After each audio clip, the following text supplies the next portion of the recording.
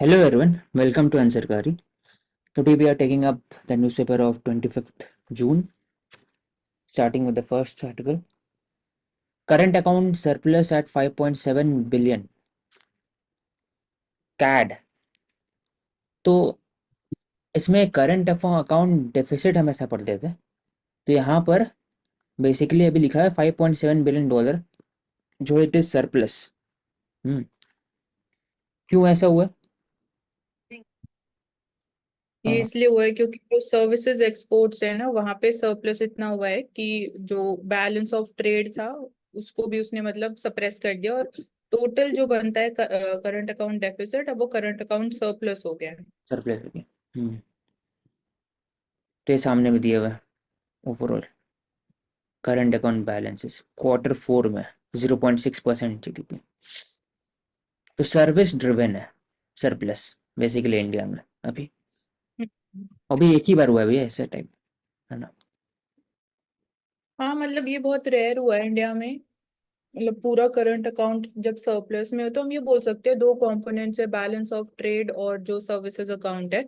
तो services account हमारा strong है। अगर जो मर्केंडाइज एक्सपोर्ट्स को भी हम अगर नेट एक्सपोर्ट्स में कन्वर्ट कर सकते हैं तो वो हमारे लिए और एक स्ट्रांग पोजीशन बन सकती है बैलेंस ऑफ ट्रेड में, और जो अगेन हमारे लिए हम बोल सकते हैं सेल्फ सफिशिएंसी का एक इंडिकेशन हो सकता है। और जो बैलेंस ऑफ पेमेंट अकाउंट में हम इक्विलिब्रियम की बात करते हैं उसको भी वो और स्टेबल रख सकता है, तो वॉलेटिलिटी कम हो सकती है। हमारे एक्सचेंज रेट में जो वॉलेटिलिटी है उसको भी वो कम करने में हेल्प कर सकता है। हम्म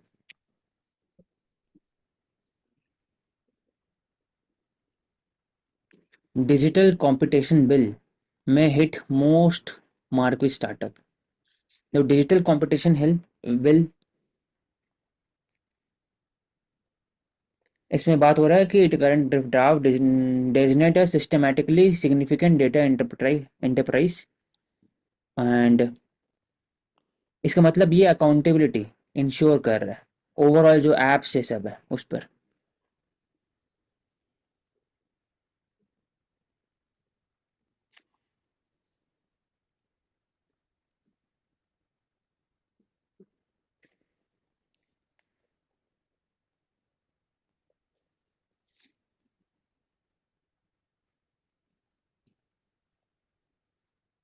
ये हाँ, रेगुलेशन में एप्स का। बात कर रहे हैं, हाँ एप्स पर पूरा ओवर क्लासिफिकेशन ऑफ एसएसडी, कितना फाइनेंशियल स्ट्रेंथ है, मर्केंडाइज वैल्यू कितना है, मार्केट कैपिटलाइजेशन कितना है डेटा एंटरप्राइजेस के हिसाब से।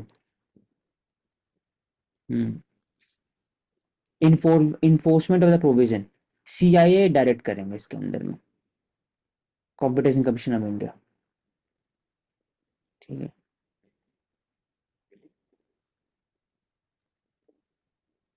इसको और थोड़ा डिटेल में देख सकते हैं इसको। It हाँ, अभी seeks तो to bill further regulate large digital enterprises, including news aggregator, level playing field करने के देने के लिए बाकी सबको।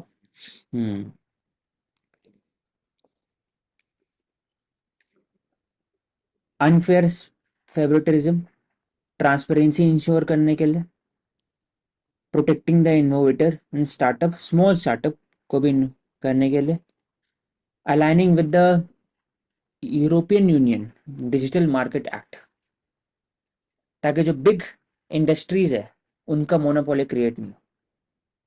$800 बिलियन लॉन्ग टर्म में बनने वाला है इंडिया का मार्केट, तो ज़रूरी था कि आप लेवल प्लेइंग फील्ड दे बाकी सब एप्स डेवलपर को भी, और स्मॉल जो एग्जांपल यहाँ दिखाया गया है सीटीसी, बाकी सब उसको भी। एप्स का दे रखा है।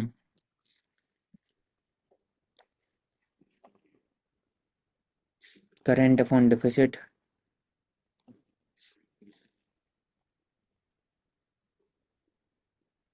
नेट सर्विस रिसिप्ट क्या होता है, मतलब कि हाँ माइनस से प्लस हो गया, ठीक है। नेट प्राइवेट सर्विसेज ट्रांसफर,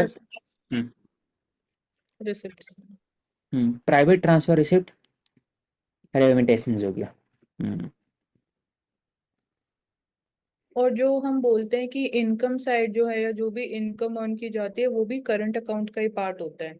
जैसे डिविडेंड्स हो गया, ये जो हो गया ट्रांसफर पेमेंट्स हो गया, रेमिटेंसेस हो गया, एनआरआई डिपॉजिट्स हो गया। तो ये सब करंट अकाउंट में ही होता है। Hmm. FDI FPI capital account. हाँ, FBI and FDI capital account.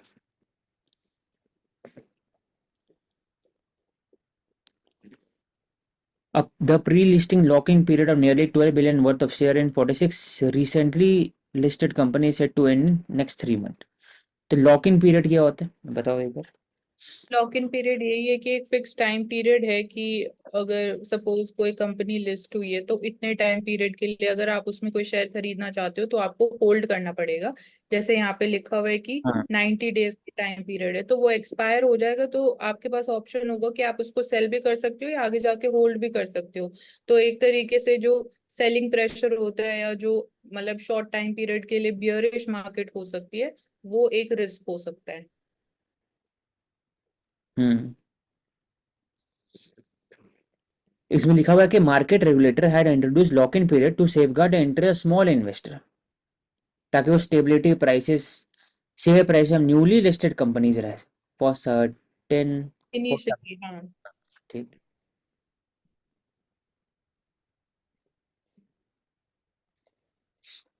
Finance panel to address previous green cover. 16 finance commission अभी 15 वाले हैं, उनका चेयरमैन 26 तक हाँ। चलेगा। 26 के बाद का है ये ओवरऑल 16 फाइनेंस कमीशन। चेयरमैन उनके अरविंद पनगरी है। तो इसमें अलग अलग एरिया से बात करेंगे। कोऑपरेटिव हाँ। फेडरलिज्म का एक इम्पॉर्टेंट एलिमेंट एग्जांपल है and article 280 of the constitution talks about finance commission, so financial devolution of funds. And इसमें स्टेट्स की भी एक डिमांड है कि आप जो सेस कलेक्ट किया जाता है that should also be made a part of the central divisible pool. तो सेस और सरचार्ज अभी currently this is not a part of it. तो एक ये डिमांड भी है और बाकी यहाँ पे जो फ्रीबीज और फॉरेस्ट कवर की क्या जो भी टर्म्स ऑफ रेफरेंस होगी वो देखेंगे आगे। हाँ। Will hybrid spoil electric vehicle party in India. मतलब इसमें हाइब्रिड दो टाइप का होता है, एक mild strong and plug in. तो mild hybrid concern the lines. Hybrid क्या है बेसिकली कि उसका आईसीटी इंजन है लेकिन उनके पास एक अलग से बैटरी होता है, स्मॉल वॉटेज बैटरी होता है, जो आपको माइलेज में बस बूस्ट देता है। तो 15 से 20 अगर माइलेज देता है तो आपको 25-30 हो जाएगा, वो हाइब्रिड हो। और जो इलेक्ट्रिक व्हीकल है प्रॉपरली वो चलता है drawing it's power from the battery. तो इसमें बोला जाता है कि इंडिया के पास जो इलेक्ट्रिक व्हीकल है उसका अडॉप्शन रेट वर्ल्ड वाइड से थोड़ा कम है।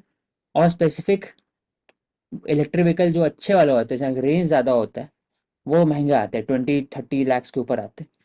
तो सब इंडिया के लिए क्या सोल्यूशन हो सकता है, हाइब्रिड है। कि आप हाइब्रिड कार पहले यूज़ करेंगे सबको, इसके बाद फिर ओवर द नेक्स्ट 10 ईयर्स धीरे धीरे we can move toward electric vehicle. एक यहाँ पे पॉल्यूटर स्पेस प्रिंसिपल की भी बात हो रही है कि if this principle is to be implemented, तो जो हम इंसेंटिव्स दे रहे हैं so that the sale of the hybrid vehicle या इवन इलेक्ट्रिक व्हीकल्स इंक्रीजेस, तो वो भी नहीं होना चाहिए going forward in the long term. तो जो टैक्स बेनिफिट्स है, और एक और पॉइंट ये है कंज्यूमर पर्सपेक्टिव से कि हाइब्रिड व्हीकल्स के ऊपर जैसे 15% सेस इम्प्लाई किया गया है तो उसकी वजह से वो और एक्सपेंसिव हो गई है। Hmm. Hybrid sale have reason 5 times faster than EVs this year, क्योंकि ईवीज का सबसे बड़ा प्रॉब्लम है पब्लिक इंफ्रास्ट्रक्चर और चार्जिंग फैसिलिटीज।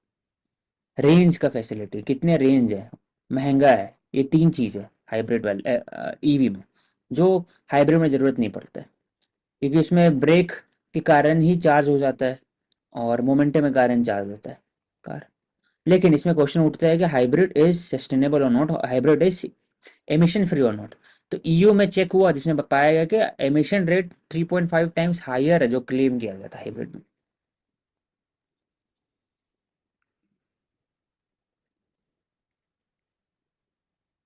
हम्म।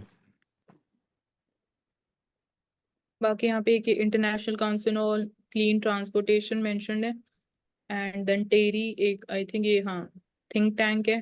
तो ये इंस्टीट्यूशंस हैं जो इसके बारे में बात करते हैं। ये टेरी यही बोल रहा है कि जो एमिशंस हैं इलेक्ट्रिक व्हीकल से कंपैरेटिवली लेस ही है, तो डेफिनेटली वो पॉजिटिव साइड है जब हम बात करते हैं the internal combustion emission technology. Hmm. वो सिंपली वही बोला जा रहा है। इंडिया में पेनिट्रेशन 2% है, 15 से 20%, 25% चाहिए। टैक्स कट और ये सब एक हो सकता है।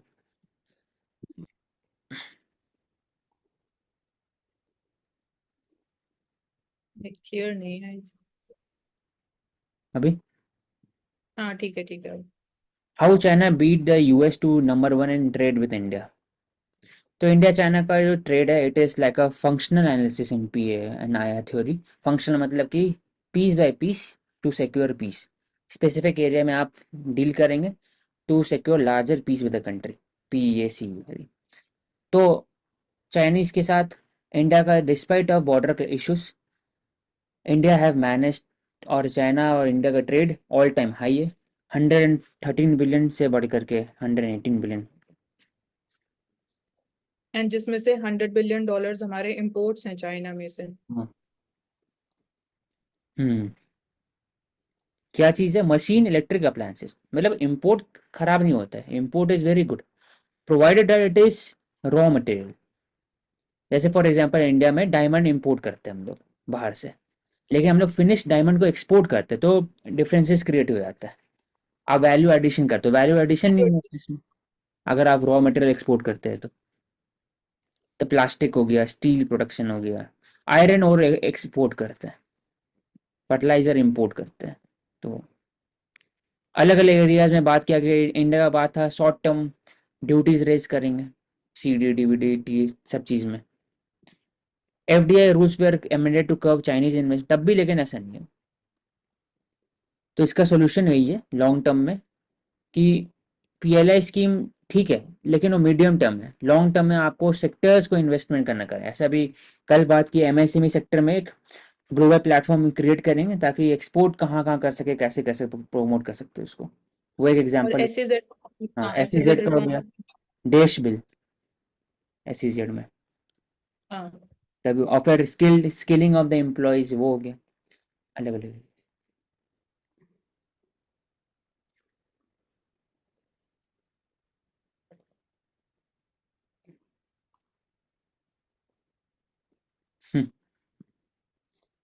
अमील on Vande Bharat train can be quite a strain. A passenger found a cockroach protection beyond approach on eating perhaps biscuit.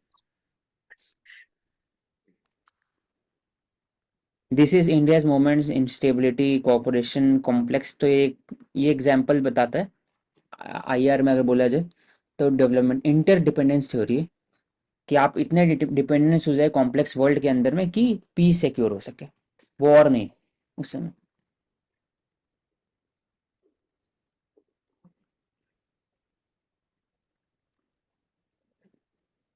Trade union seek higher IT exemption limit. Trade union है asked government to increase the income tax exemption limit, double the work offer under jobs guarantee MNREGA के अंदर, social security net देना चाहिए unorganised sector में भी। तो eighth pay commission and restoration of old pension scheme, दोनों ही बात कर रहे थे। एट पे कमीशन क्या था कि हर 7 साल के अंदर में सरकार पे कमीशन लेके आती थी, जिसमें जो सेंट्रल गवर्नमेंट, स्टेट गवर्नमेंट, बाकी लोग के लिए भी एक इंसेंटिव, अचानक से उनका वेतन बढ़ जाता। लेकिन अभी क्या है कि हम्म। डायनेमिक है, तो वो बोलते कि कंपेरेबल टू प्राइवेट सेक्टर, तो हाँ, बोलते। इंडेक्सेशन के लिए indexation of their income and जो वेजेस है, और this constitutes the part of revenue expenditure of the budget. तो वही बोलते कि रैशनलाइजेशन ऑफ रेवेन्यू एक्सपेंडिचर होना चाहिए। और जब ये ट्रेड यूनियंस की डिमांड की बात करें, they are seeking higher IT exemption limit. So question यही उठता है कि क्या ये लॉन्ग टर्म में सस्टेनेबल या डिजायरेबल है। तो क्योंकि इसका इम्पैक्ट कहीं ना कहीं गवर्नमेंट रेवेन्यू के ऊपर भी होगा, जो अगेन फिस्कल डेफिसिट को इंक्रीज करने में कंट्रीब्यूट कर सकता है। तो शॉर्ट टर्म बूस्ट के लिए या इंसेंटिवाइजेशन के लिए, सो दैट मैन्युफैक्चरिंग या इंडस्ट्रियल सेक्टर की एक्टिविटीज इंक्रीज हो, वो तो ठीक है। But question long term sustainability के ऊपर उठता है। हम्म। तो इसे कुछ की हाईलाइट है। बीएमएस जो बेसिकली आरएसएस के अंदर में आता है, भारतीय मजदूर संघ, दे हैव डिमांडेड क्या होना चाहिए कि 200 दिन देना चाहिए, guarantee 200 work days of work for each family, focus on rural development, MSME sector, export और रूरल बेस्ड एमएसएमई। एमएसएमई हम लोग बात करते हैं एसईजेड का बात करते हैं, अर्बन एरिया की बात करते हैं, rural based MSME, food processing industry से लेकर के ट्राइबल ट्राई फूड हो गया, वो सबका example. Cheaper credit line available किया जाना चाहिए।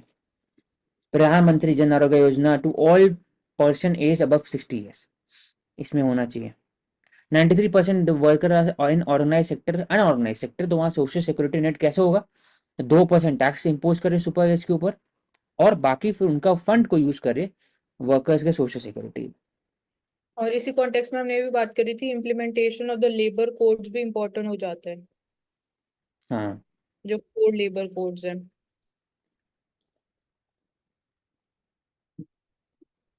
रिडक्शन को भी इंक्लूड करना चाहिए, लीव ट्रैवल एलटीसी जिसको बोलते हैं, हाउसिंग रेंट अलाउंस। तो न्यू टैक्सेशन रिजिम के अंदर में है नहीं, लेकिन होना चाहिए, तभी जाकर के फायदा हो वर्कर्स को। और next, how General Electric is engineering a future beyond software. MSME के, एमएनसी के लिए बात कर रहे हैं। Gen AI 1.7 million highly educated professional वहाँ बढ़ाया जाएगा।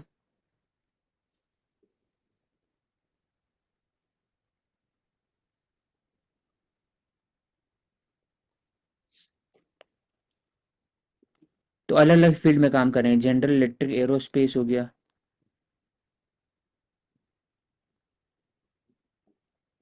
हम्म,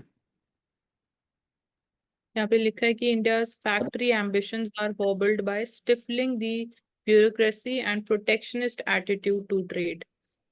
हम्म, बट आज के टाइम में तो हम ऐसे नहीं बोल सकते कि प्रोटेक्शनिस्ट एटीट्यूड है इंडिया का टूवर्ड्स ट्रेड। हम तो खुद मतलब वी आर बायलेटरल लेवल पे, जैसे we are talking about free trade agreements या फिर सीपा साइन करने की बात करते हैं।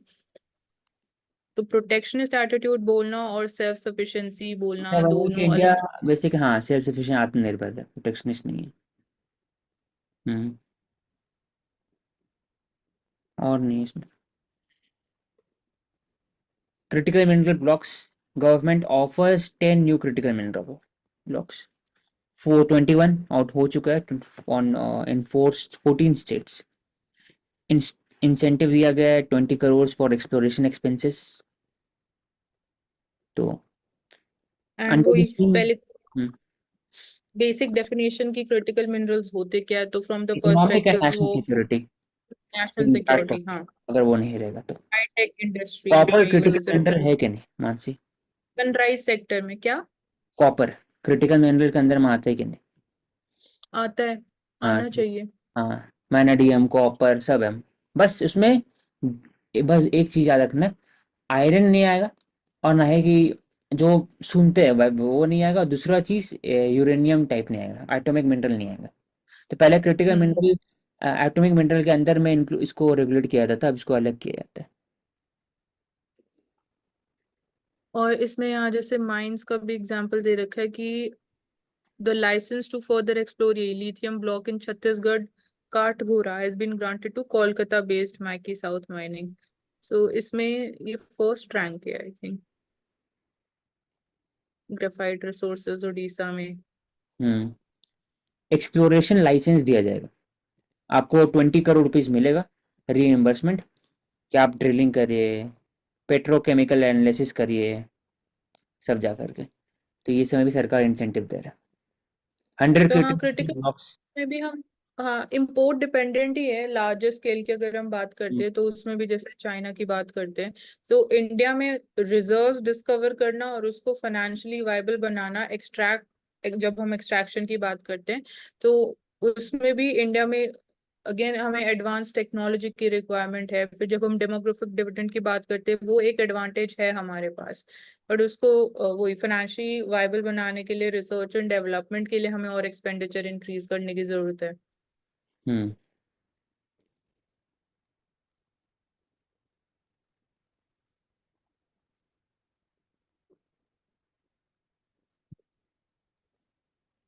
तो दो की हाईलाइट है इसमें, एक तो exploration licence incentive 20 crore rupees, फिर यहाँ पर दिया, और offshore mining will be announced, कि ऑनशोर नहीं ऑफशोर भी बिडिंग भी किया जाएगा। और क्रिटिकल मिनरल्स के लिए इंडिया का जो डीप ओशन मिशन है वो भी एक इम्पोर्टेंट मतलब प्लेस होल्ड करता है इसी कॉन्टेक्स्ट में, जो पॉलीमेटालिक नोड्यूल्स हो गया। हम्म।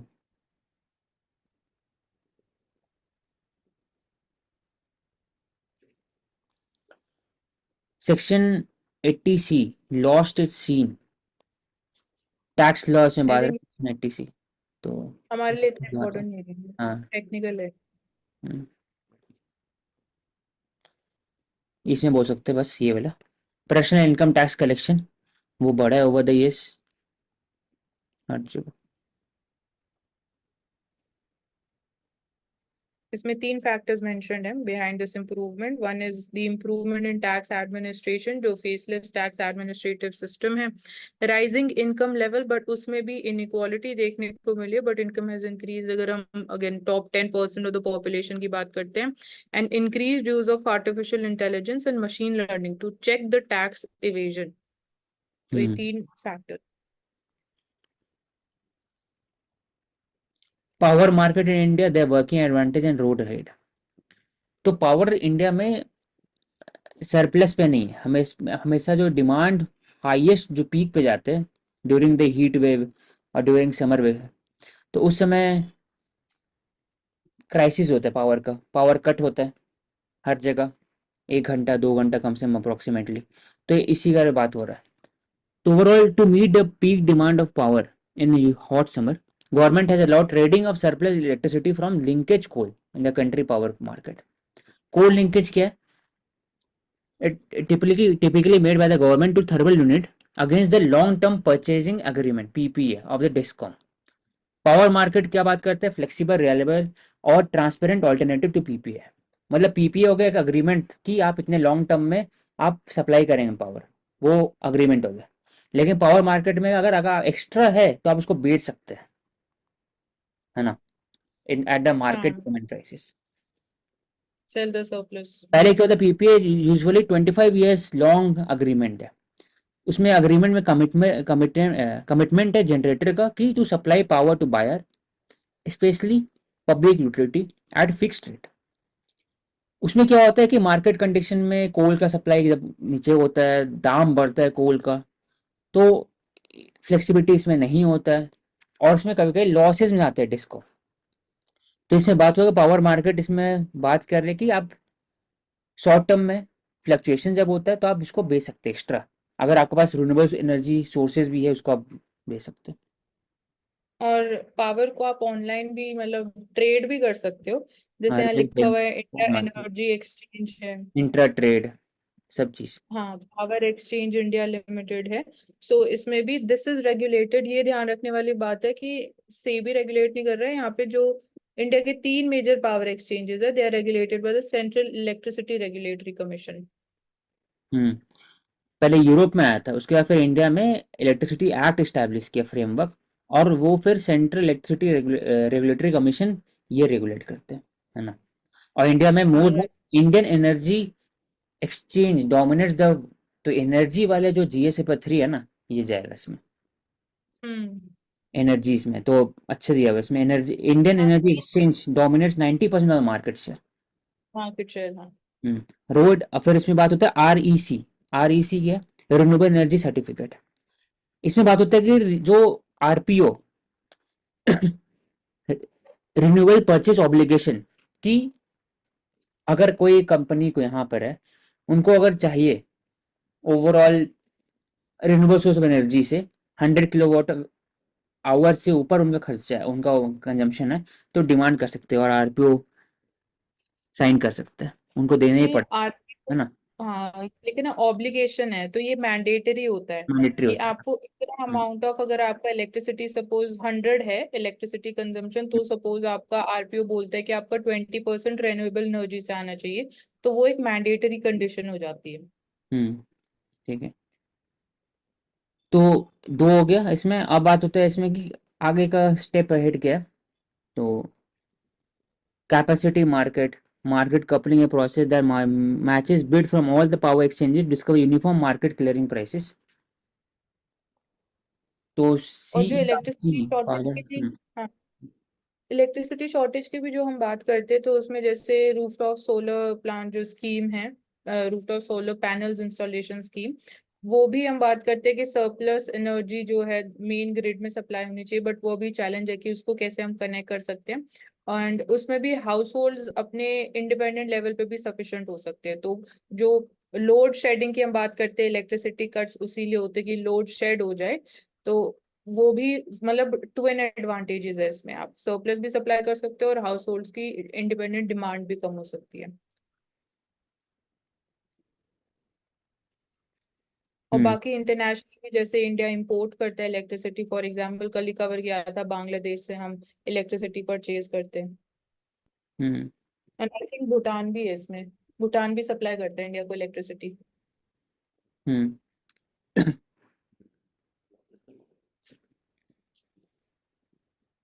Market coupling a process that matches bid from all the power exchanges, discover uniform prices. तो long term grid reliability by incentivizing investment and generating capacity, particularly for the peaking power plant. ये कुछ fuse country के पास है ऐसा capacity market.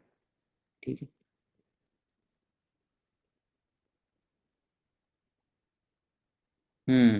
Capacity market होता है कितना आपके पास कैपेसिटी रादर देन कि कितना इलेक्ट्रिसिटी प्रोड्यूस कर रहा है। हम्म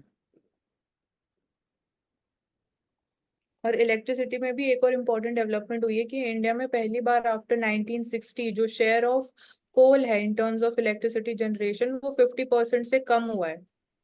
हम्म। तो ये दिखाता है कि लॉन्ग टर्म में हम लोग रिन्यूएबल सोर्स ऑफ एनर्जी पे डिपेंडेंट होंगे on target. Hmm. Kerala Assembly want to rename the state as Kerala, Malayalam word for it. तो रिजोल्यूशन बात किया गया जिसमें बोला गया कि our state in the first schedule of the constitution has been written as Kerala. तो आर्टिकल 3 जो renaming of the state, boundary को डिवाइड, बाउंड्री एक्सचेंज, चेंजेस, उसमें आर्टिकल 3 का आता है। And this is not considered as हाँ, constitutional amendment, under article article 3। 360। हाँ, तो उसमें सिंपल मेजोरिटी से आप कर सकते हो। तो आर्टिकल 3 इसमें आप नाम चेंज करने का बात हुआ तो ऐसा। तो this can be simple majority ना। हाँ, simple majority.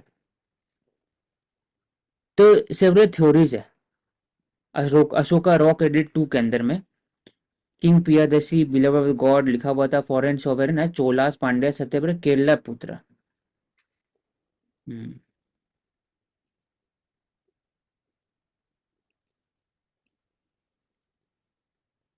Statehood Malayalam speaking के लिए 1920 से हुआ था, त्रावंकोर और Cochin district Malabar of the Madras presidency. तो 1949 में two Malayalam speaking princely state were integrated to form Travancore Cochin, Cochin और ट्रावंकर दो।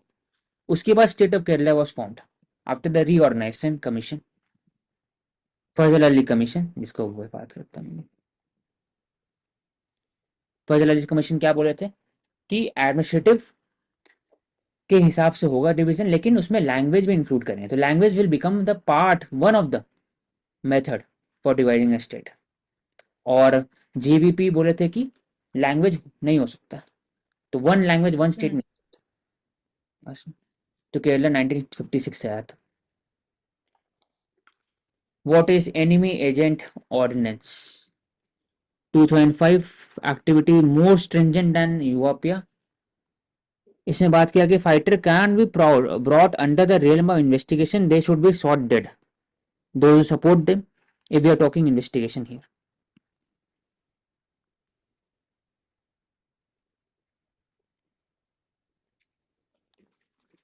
एंड ऑर्डिनेंस की हम बात करें तो उसके बारे में थोड़ी डिटेल्स बता दो कि it can be again made by या issued when the session is ordinance not taking. 213 है गवर्नर, 123 प्रेसिडेंट। दोनों आप ऑर्डिनेंस इशू कर सकते हैं कब, जो सेशन में नहीं हो पार्लियामेंट या आपको एक हाउस सेशन में नहीं हो। ऑर्डिनेंस का एप्लीकेशन सेम होता है इसका application by the law of the parliament, बस उसका फर्क है कि जब सेशन में होंगे तब आपको 6 वीक के अंदर में ऑर्डिनेंस को पास करना पड़ेगा, नहीं करेंगे तो ऑर्डिनेंस फेल हो जाएगा। तो ऑर्डिनेंस पावर जो प्रेसिडेंट का है वो एक तरह से करंट सिचुएशन इसमें बहुत नीड ऑफ द आवर है, पब्लिक हाँ, इंटरेस्ट इश्यू रेयर कर सकते हैं। और सुप्रीम कोर्ट बोले कि इस ऑर्डिनेंस के ऊपर भी जुडिशियल रिव्यू है। Ordinance is not a description power, it is dependent on the aid and advice of the council minister headed by prime minister. तो एंड एनवी अगर इसको एजेंट ऑर्डिनेंस से बात हुआ कि पहले आया था जेएनके के राजा थे उसमें से इशू हुआ था पहली बार। एनिमी एजेंट जो है अगर एड कर रहे हैं एनिमी को तो गिल्टी होगा और they will be punishable bye death और रिगरस इम्प्रिजनमेंट। पार्टीशन के बाद भी इनकॉर्पोरेट किया गया। तो फिर रणबीर पिनल कोड और replace by Indian penal code. वहां पर आईपीसी नहीं था, वहां पर पहले रणबीर पिनल कोड थे, तो अभी आईपीसी हुआ। तो ऑर्डिनेंस में ट्रायल कैसे होता है? स्पेशल जज होते हैं, गवर्नमेंट अपॉइंट करते हैं, consultation with high court. Accused cannot engage a lawyer to defend herself या himself unless permitted by the court, तो कोर्ट डिसाइड करेंगे। No provision of appeal against the verdict. Ordinance also bars any disclosure of publication और case tried in बाहर आप public discourse में नहीं ला सकते cases. Shall be punish 2 year with fine और बोथ अगर डिस्क्लोज करेंगे तो। Scores of Kashmiri who have been tried are under enemy's agent. Stringent है ये, more than UAPA. Next heat action plan. Social economic vulnerable को protect करने के लिए इंडिया में 19,000 केसेस हीट स्ट्रोक का रहा है ओवरऑल। तो हाइपरथर्मी, हाइपो होता है कोल्ड से, हाइपर हो गया हीट से, जब बॉडी टेम्परेचर 37 डिग्री से ऊपर हो जाता है। तो इलनेस है प्रिवेंटेबल है। Comorbidity, heat syncope, heat stroke, exhaustion, CVD, diabetes, asthma और बढ़ जाता है। फूड इनसिक्योरिटी, एनर्जी बिल कम हो जाता है। तो इसलिए हीट एक्शन प्लान होना चाहिए। टारगेटेड वर्नेबल एरियाज को आइडेंटिफाई करे, फ्लैग करे। Heat action plan local level में होना चाहिए, इंटर डिपार्टमेंट कोऑर्डिनेशन होना चाहिए, सोशल सिक्योरिटी मिलना चाहिए। और फिर सोशल सिक्योरिटी के ओएसएच के अंदर इंक्लूड होना चाहिए हीट एक्शन कि कोई भी कंस्ट्रक्शन वर्कर आप काम कर रहे लगातार और डेथ हो गया उनका, तो बोलेंगे तो डेथ तो नहीं हुआ है ना, चोट लगने से डेथ हुआ है ना ही कुछ कंस्ट्रक्शन एक्टिविटी में हार्मफुल तरीके से डेथ हुआ, हीट से हुआ डेथ, तो ओएसएच के अंदर तब भी आना चाहिए। तो बस ये सब एरिया होंगे।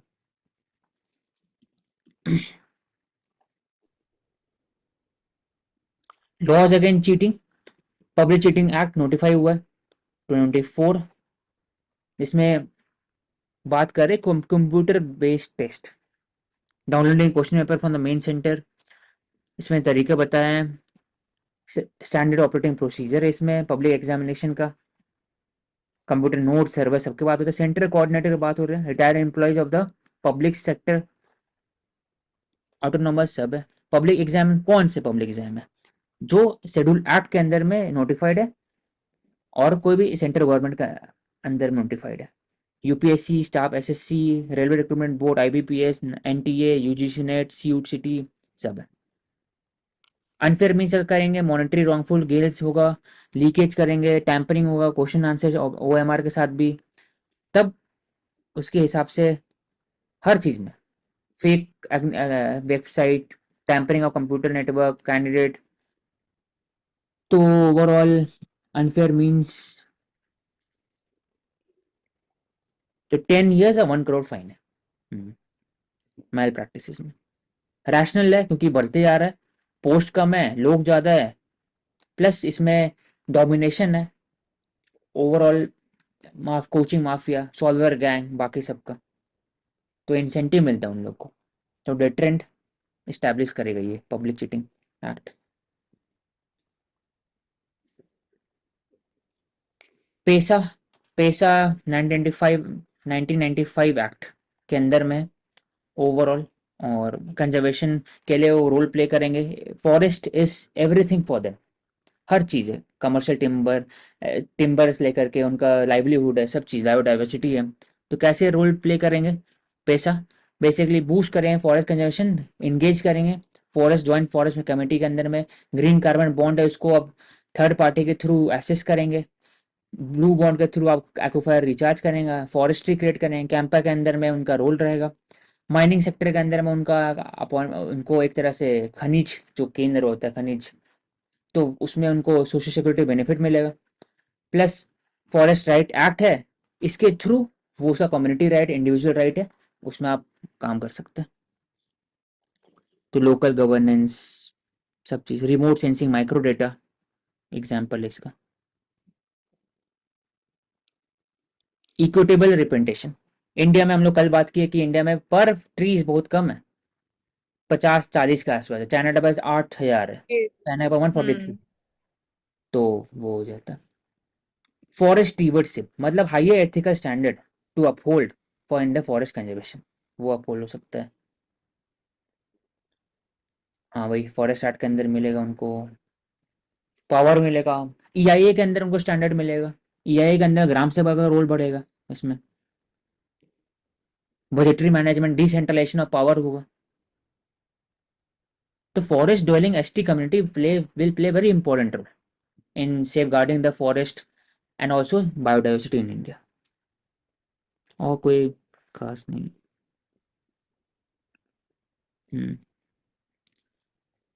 हिमालय डेवलपमेंट के लिए आईएचआर इंपॉर्टेंट है, water tower of Asia, food security, water security. उसके लिए एक कीवर्ड यहाँ पर दिया हुआ है, Indian state of Telangana versus Mohammad Abdul Kasim. इसने बोला इको सेंट्रिक व्यू होना चाहिए एनवायरमेंट का, कि इकोसिस्टम बचाइए रादर देन कि ह्यूमन के लिए बचाइए ecosystem. Nature is not an object of protection but subject of fundamental right. Destruction हो रहा है क्योंकि आप hydro electric power station create कर रहे हैं, लैंड स्लाइड प्लोन एरिया है वहां पर, आप टूरिज्म बढ़ाते आ रहे हैं। For example Teesta dam breach हुआ था सिक्किम में, monsoon flood, Chamoli disaster, that talks about कि there is need for the hour of conservation of forest Indian Himalaya region. Separate EIA होना चाहिए, अलग अलग एरियाज, अलग अलग इसमें पीआईएल है। Ashok Kumar Raghav, union of India, इससे बात किया गया कि direction carrying capacity of Himalayan state को आप कैसे कॉम्प्रोमाइज करने नहीं दे। फिर क्लाइमेट चेंज जो चेंज हो रहा है, क्लाइमेट चेंज के कारण जो इम्पैक्ट पड़ रहा है वो भी एक फंडामेंटल राइट के अंदर इंक्लूडेड है 21 के अंदर में, 1421 के अंदर में। Sustainability of infrastructure, tourism capacity कम करना, इको टूरिज्म हो गया, disaster resilience. Promotion of home stays देखा जा रहा है उत्तराखंड में। तो बस जैसे दो कीवर्ड है यहाँ पर, और ये दोनों पूछा था एक बार एनवायरमेंट से रिलेटेड। इंडिया मोजाम्बिक, मोजाम्बिक कहाँ पर है, तो साउथ अफ्रीका के बगल में मोजाम्बिक। बाइंडिंग कल्चर, फिर आईयूआर रीजन, मोजाम्बिक करंट भी है, इम्पैक्ट करता है मानसून को इंडिया में। Trade cooperation, economic advancement, Mozambique से हम लोग पल्सेस भी इंपोर्ट करते हैं, आईयूआर का हो गया। Investment, coal gas, critical mineral भी हो सकता है, एग्जिम बैंक का रोल है, एलओसी का रोल है, line of credit, human resource, training, culture ties, Indian diaspora का रोल, स्ट्रैटेजिक क्योंकि एंटी पायरेसी और वो सब में रोल सकता है Mozambique. Mozambique current warm ocean current होता है। प्रमोशन करा। मैथ एबिलिटी इतना खास नहीं है। MRI, MRI non invasive radio technique है using magnetic field radio wave to generate detail of the body internal structure.